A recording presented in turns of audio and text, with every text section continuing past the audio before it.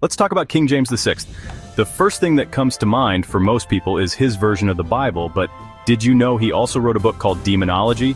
It covered topics like the occult, witchcraft, alchemy, and the paranormal.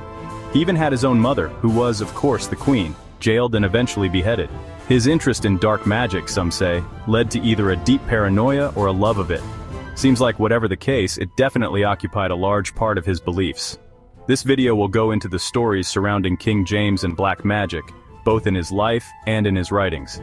If you aren't subscribed to my channel, please take a second to follow me.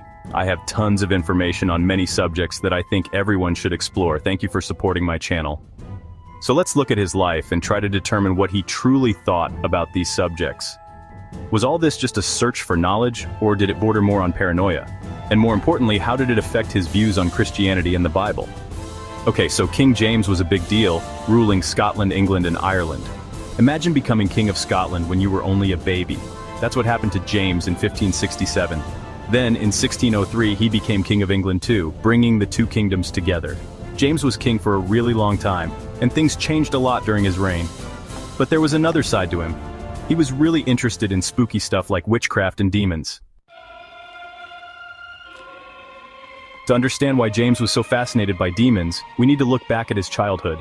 It wasn't easy being James.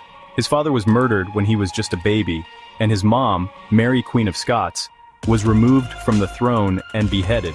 Some say this was orchestrated by him and the advisors who raised him.